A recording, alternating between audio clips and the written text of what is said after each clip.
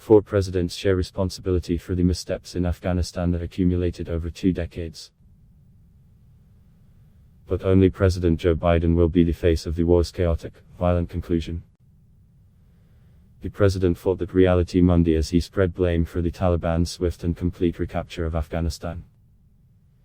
He pointed to a previous agreement brokered by then-President Donald Trump, expressed frustration with Afghan President Ashraf Ghani and lamented the performance of Afghan national security forces. Republicans overwhelmingly criticized Biden and he found few vocal backers among fellow Democrats. The collapse of the Afghan government is the biggest foreign policy crisis of Biden's young presidency, recalling setbacks for past presidents such as the withdrawal from Vietnam and the botched Bay of Pigs invasion in Cuba.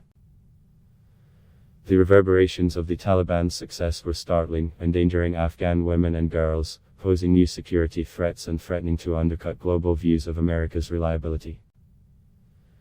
In the face of such stark consequences, Biden admitted no fault for the chaotic drawdown and instead forcefully defended his move to leave a nation the U.S. has tried to safeguard since it toppled the Taliban regime after the Sept. 11, 2001 attacks, when smoke still rose from the rubble of the World Trade Center. Here's what I believe to my core: it is wrong to order American troops to step up when Afghanistan's own armed forces would not, said Biden.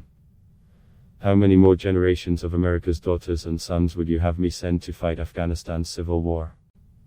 I will not repeat the mistakes we made in the past. And when Biden took responsibility, it was more for ending the war than for the manner in which it happened. I know my decision will be criticized. But I would rather take the criticism than pass this on to a 5th president, said Biden. I am the President of the United States, the buck stops with me. His firm tone differed little from just 5 weeks ago, when he bullishly predicted what would happen as his August 31 deadline for withdrawal neared. He declared there was going to be no repeat of the humiliating U.S.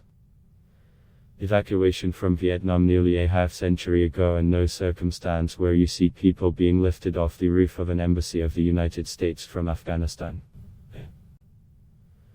But Monday yielded devastating images from Kabul that rivaled anything witnessed in Saigon. Thousands of Afghan citizens, many of whom worked as translators and other aides to American troops, thronged the Kabul airport, desperate to escape the Taliban. In heartbreaking footage, some tried to desperately board a U.S.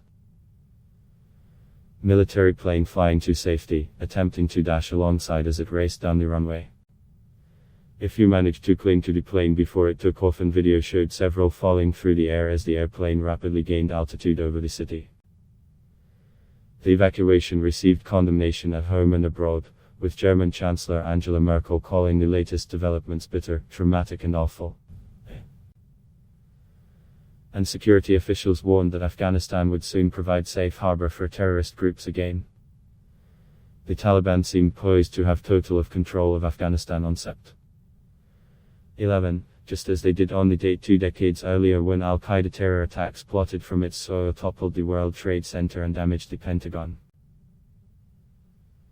The fallout from 2001 attacks reshaped America's relationship with the Middle East, and more than American and NATO forces died in the resulting combat in Afghanistan during the manhunt for Osama bin Laden and beyond. Under the command of President George W. Bush, American forces stormed into Afghanistan soon after the terror attacks on a hunt for bin Laden while trying to disrupt Al-Qaeda's ability to conduct further assaults on the West. There was immediate success, the Taliban were routed, the terror group disrupted. But after that came the grinding second phase of the war and a surge of troops from President Barack Obama in 2009. Though Obama later moved to reduce the number of troops, the volume of insurgent attacks and civilian causalities prevented a full drawdown. Trump mulled meeting the Taliban at Camp David on an earlier Sept. 11 anniversary, only to back away from the idea amid an uproar. But he announced that the U.S. would pull all its forces out by May 2021, an agreement Biden honored and delayed only slightly. Efforts were made, at great expense, across all the administrations to train and arm the Afghan forces once the U.S. departed. But that investment of American blood, Time and treasure proved useless as the Taliban conquered much of the nation without a fight, and Afghanistan's president fled the country as soon as the invading forces reached Kabul.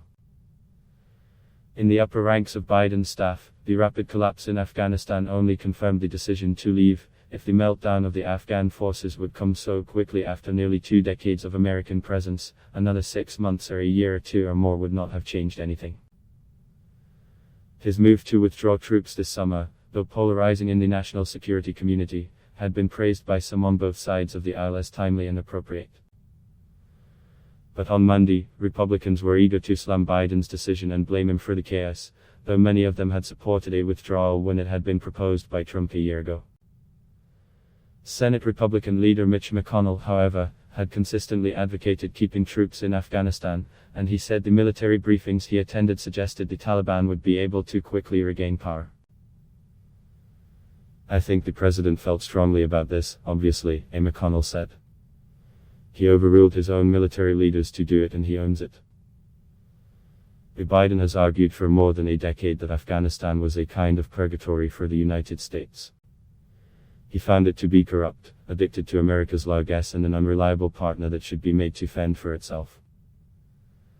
His goal was to protect Americans from terrorist attacks, not building a country, and his aides have pointed to polling taken before the chaos of the last week that shows that a majority of Americans favor bringing troops home. But the political gamble could prove risky as the scenes of fear and violence from Afghanistan are broadcast around the globe, especially if the chaos in Kabul makes Saigon look like Disney World, a warned Rep. Adam Kinzinger, RL. A veteran who served in Afghanistan. "The bottom line is that there's going to be a lot of people that are very let down by the United States of America," Kinzinger said in an interview. "We will inevitably be in conflict again somewhere. How are we going to convince those locals that we're going to follow through when we've abandoned those in Afghanistan?" Adblock test. Why?